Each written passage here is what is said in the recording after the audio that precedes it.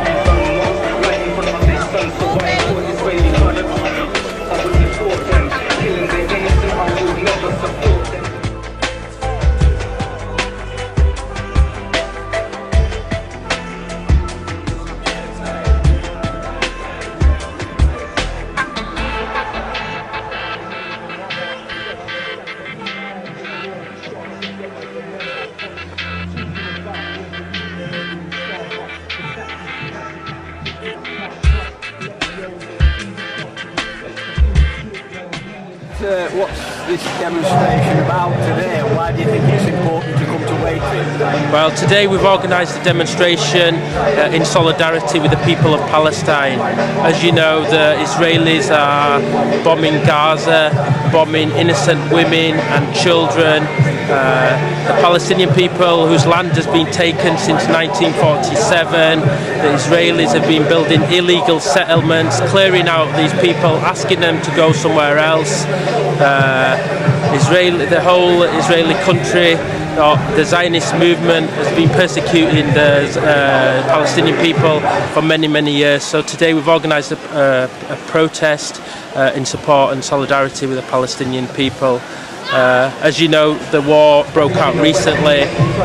The media likes to tell us it's due to the kidnapping of Israeli soldiers, it's due to Hamas rocket fire, but in reality we know that the Israelis have been carrying out targeted assassinations against Palestinian leaders. They've been confiscating their Palestinian land, they've been restricting their water supply, they've been controlling their food supply into Gaza, and they've been arresting people in the West Bank. And we're just here to stand in support of them and against the crimes they're committing. The American Congress yesterday allocated over £225 million to supply Israel with arms. What's your take on that? As you know, these arms have been used to bomb innocent women and children. Everyone has seen on the news. If you watch Channel 4, if you watch any other news channel, you've seen that the Israelis are using these and they've bombed UN schools. I'm very surprised, well, I'm not surprised, but I'm very sad that a democratic country or a so-called democratic country would supply or continues to supply Israel with weapons, knowing what they will do with these weapons. We see the double standards. They criticise Russia for supplying other countries with arms, but when it comes to them we're expected to be silent, and even the British government is very silent on this matter. It's just appalling what they're doing, to be honest. Do you think that it's a fair war between two even countries, and if you don't, in what way? As you know, Israel is the fourth biggest military in the world. It's supplied with very sophisticated weaponry from America, some from Britain. And at the same time, the Palestinians, they have no armies, they don't have a single tank, they have no F-16s, they have no weapons. They've been under EU sanctions. Many materials have not been allowed in. As you know, the wall has been built around Gaza, and this is due to control the population of Gaza, and the current onslaught is definitely, they're looking to get rid of the people of Gaza for whatever reason. I mean, many people think it's about the gas that's been discovered off the shore of Gaza. Some people think that, you know, they just want to take the whole land, but they're definitely looking to wipe out the people of Gaza. They're killing innocent women and children. Many young children have been targeted. They're trying to blame it on Hamas and the tunnels. I mean, by bombing the whole Gaza, they're just leveling the whole district to the ground. And you know, it's a most densely populated place in the world, and how you can drop bombs on such a place is just unbelievable. I don't think it's a fair fight at all. I mean, why are the other countries not supplying Hamas, not Hamas, but the Palestinian resistance? It's just not a fair fight. I mean, they're claiming self-defense, but they've been persecuting people for 47 years. And if they treated the Palestinians well, why would they fire rockets? I don't think anybody wakes up in the morning and thinks, today I'm going to fire the rockets at my neighbour. I think the neighbours have to do something, have to provoke you, have to do something serious for you to take such behaviour. And you know, Britain didn't fire missiles into Ireland to stop the IRA. They didn't just go into Ireland and just start bombing everybody and blame everyone.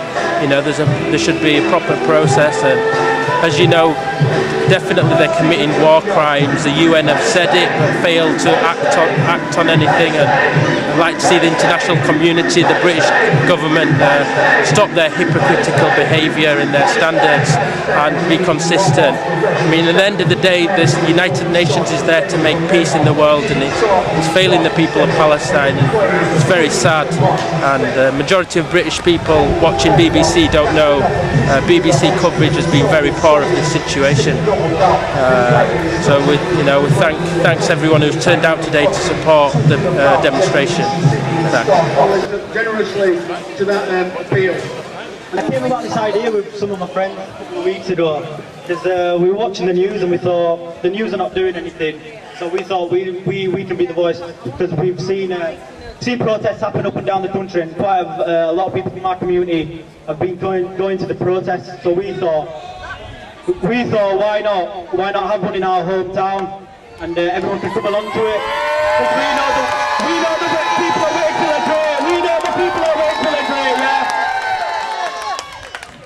So yeah, I think the news has been a bit. They've been hiding the stuff from us, but we know the truth. We know what's happening.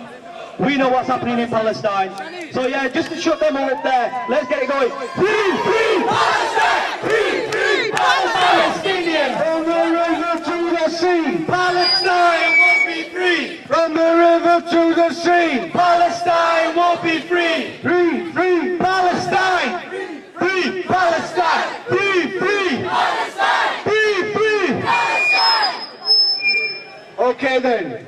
We're going to have some speakers now. We're going to come up, introduce themselves, and say a few words. Just taking all the village engineers in the back. The pub is obviously not open yet. They've got nowhere else to go.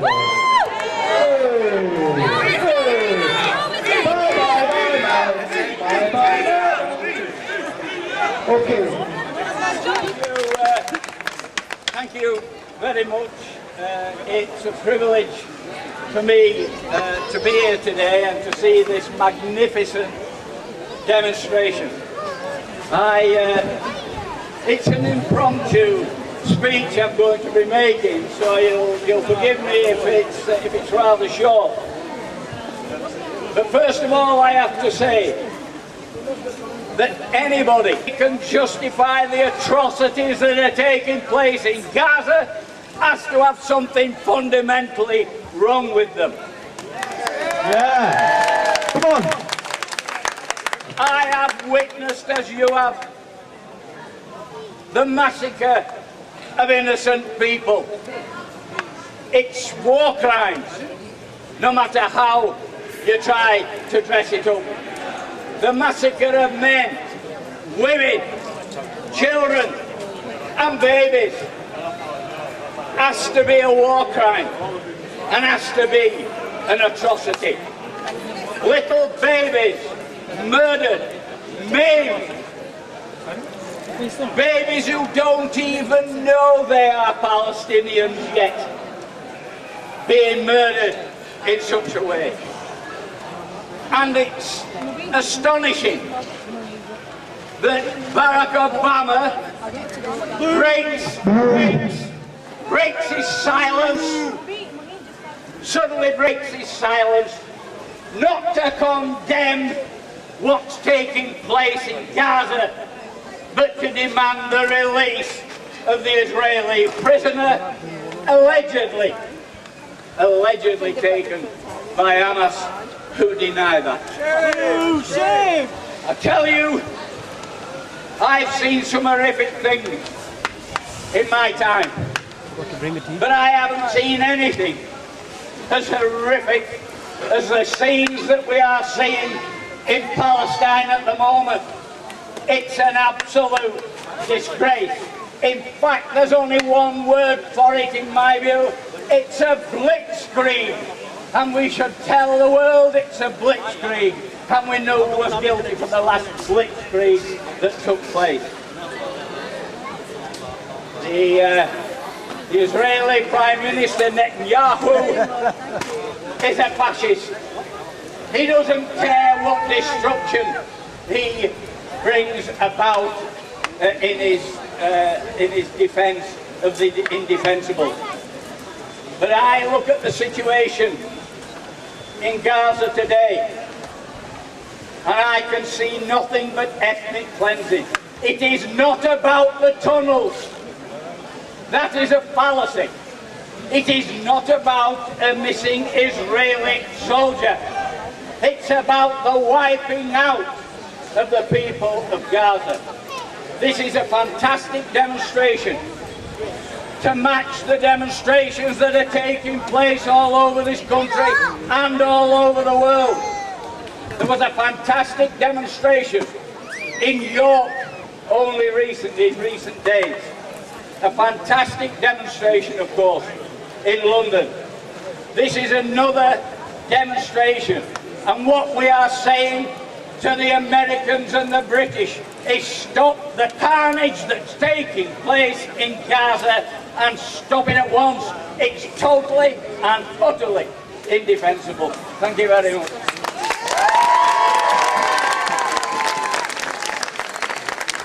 Business people, our housewives, our young guys, so how can we support the people there?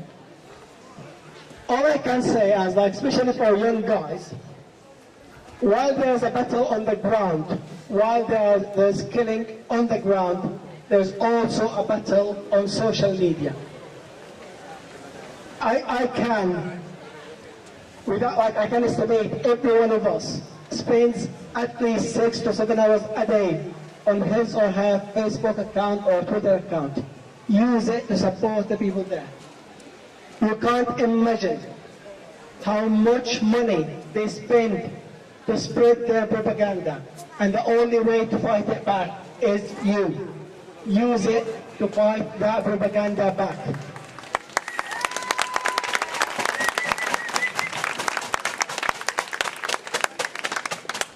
The second thing, I'm sure everybody here, all the speakers before me said it, boycott, boycott, boycott. I can't emphasize it anymore, boycott. Don't underestimate the value of not buying a small product that supports in any way or form the apartheid regime. Boycott, boycott. If you stop spending like even £10 a month on the products that support the apartheid regime, you are contributing, you are supporting your brothers and sisters in Gaza and in Palestine. Boycott, boycott, boycott. Please.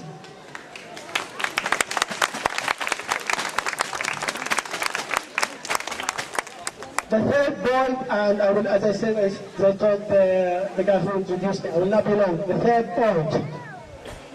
Yes, we know that up to half an hour ago, the number was 1,650 people killed.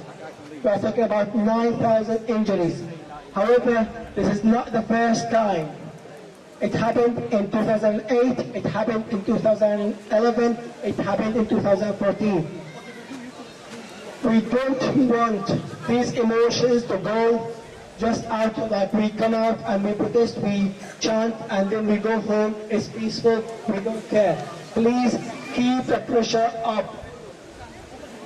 Keep the pressure up, even if the arms are down, even if there's a ceasefire, please keep going. Me and my friends in Leeds, we are organizing a meeting on the 5th of August. You can get the details once I finish. We are organizing a long-term campaign for boycotting.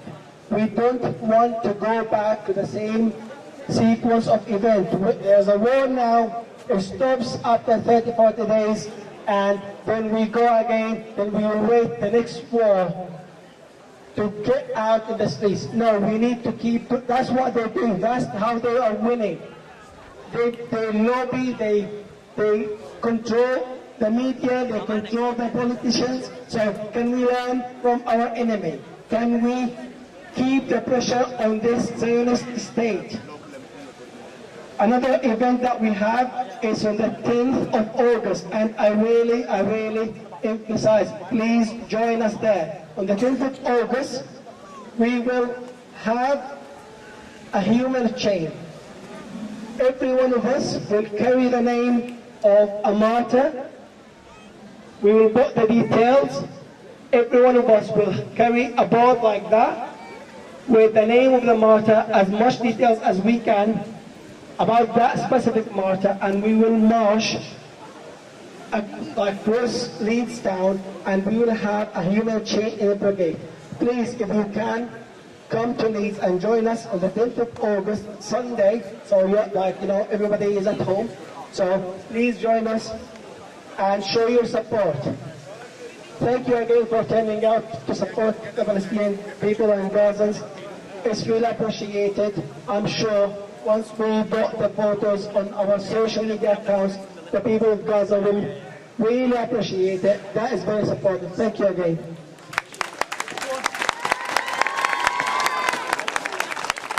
My name is Usman. I am 8 years old. My heart bleeds for the children of Palestine, who are my brothers and sisters. I am sure that all the children in Wakefield feel the same sadness. I think of the children in Gaza who are robbed of the hope of a dignified life, of a future. Dead children, wounded children, limbless children, children who don't know how to smile, children who instead of toys have Israeli bombs and bullets given to them as presents. Oh, children of Gaza, why do you have to suffer like this when I live in comfort and safety? Oh, children of Gaza, why do I see death in your eyes when I see you on the TV? I wish I could help you. Oh, please, Mr. Cameron, help them before there are no children left in Gaza. Oh, please help them. Thank you. Big round of applause. Big round of applause for Osman and Hassan. The younger one, Hassan, he's got one as well. My name is Hassan and I am 6 years old.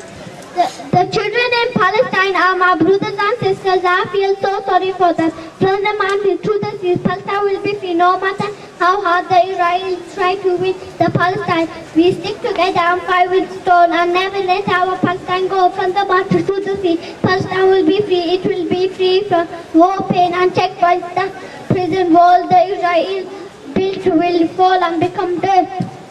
There will be no more sadness. The Palestinians will get back their land and olive trees and mountains and everything they once had.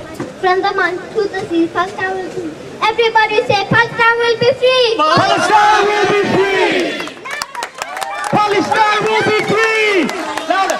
Palestine will be free! Palestine will be free!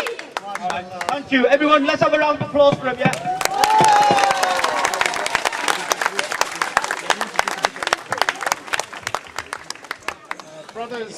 Brothers and sisters, it is very good that you have all come today. And I think what we've heard from those two children sums up how we all feel about the situation that is going on in Gaza at the moment. Our hearts go out to all the families, all the people who are struggling and suffering so much. And we call on the leaders of those countries, Palestine and Israel, but also of the United Nations, whoever can bring those people together to talk and to bring an end to the violence. Here it's very good that Mr. Shah and myself, as leaders here in Wakefield, can stand together. We are able to freely get on with each other, to share together and to do things together, particularly against many people here in this country. We've seen some of them this morning who try to divide us. It's very good that Christians and Muslims can stand together in 2014 here in England. So we will do all we can to work together here to set a different example, so that in other places in the world, and Palestine is not the only place where there is trouble at the moment, where people can be free to live, to practice their faith and to get on with each other. So thank you for coming, and I'll hand over to Mr. Shah. Thank you very much. Mr. Tony, what he said to you, I totally agree with him, and I am very pleased to you. You are here today and you stand for the innocent people. You stand for the killing by the Israeli people. Now we want to pressurize our government. This is our right to protest peacefully. But our government, they are sleeping. The people of Israel, the army of Israel, they are killing the children, the innocent people. They are destroying the houses of the innocent people. Now this is the time to stand for them. If the government is not stand for that, for them, then the result, they will cry for the peace in all over the world. Because you can't bring the peace without justice. We want the justice in Palestine. We want the justice. All over the world, the people, they want the justice. We want the peace in the world. And you can't bring the peace, all over the world, people like the American and the England, they have the power. They can stop in the one day, in 1 second. They can stop the war. They can stop the killing. But they are not doing that. Why? Why? Because they are a Muslim. Because they are children. No, we want justice. If the Muslims killed by someone, if the Christian killed by someone, if the Jews or Hindus, any person killed innocent people, we must stand for them. This is the teaching of Islam as well. This is the teaching of Islam as well. Islam taught us that we must stop the killing of the innocent people. Islam telling us, bring the peace in the world. Therefore, all here, we are here. Now the Tony is here. All the English, Christian, Muslims, everyone is here. Why? Because we want the peace in the world. We want the peace in our cities. Similar, we want the peace in Palestine, in Gaza. We want the freedom of the Palestine. Why? Because the land of the Palestine is there. If we don't leave them to live there with the peace, then if you are not a terrorist, then you are the terrorist. If you kill the people, if you snatch the peace of the Palestine and Gaza people, if you are not a terrorist, then who are the terrorists?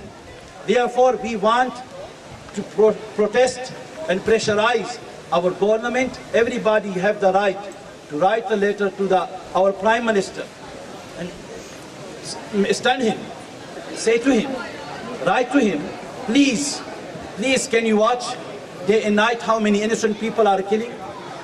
Children are dying, homes are destroyed. Please do something and stop the killing. We want only like we are living in this country with the peace. Our children are walking in the streets, and the children are the Palestine and the Gaza. They can't live. They didn't celebrate the Eid. Eid comes once a year, but they can't get the pleasure of the Eid. Please, David Cameron, do something. you can stop in one day, in 1 second. But you are not doing anything. You are not doing anything. The United Nations, they are just crying. They can't do anything. They are not doing anything. Therefore, we must stand for them. All the people, if they are a Muslim, non-Muslim, Christian, Jews, everyone. We must stand for the innocent. If they are a Muslim or Christian, don't divide us, please.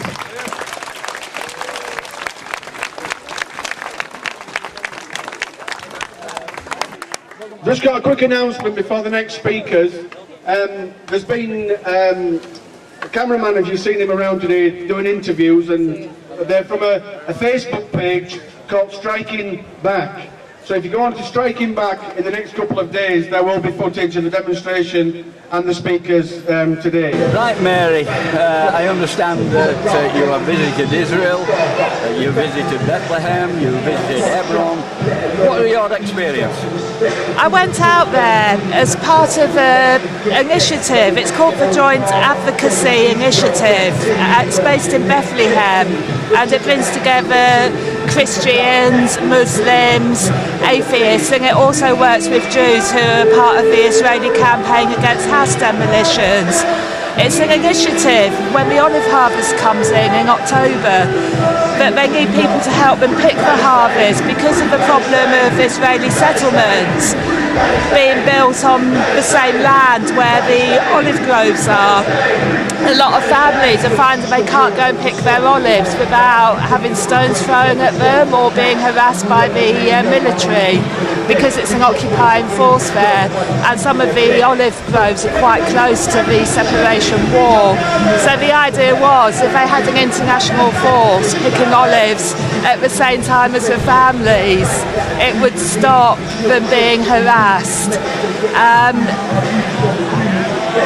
It was an incredible experience, and when I see the bulldozers at the moment going, when you see those houses being bulldozed, it reminded me so much of the Israeli campaign against house demolitions, where we met a family who were being faced with eviction from their house in East Jerusalem.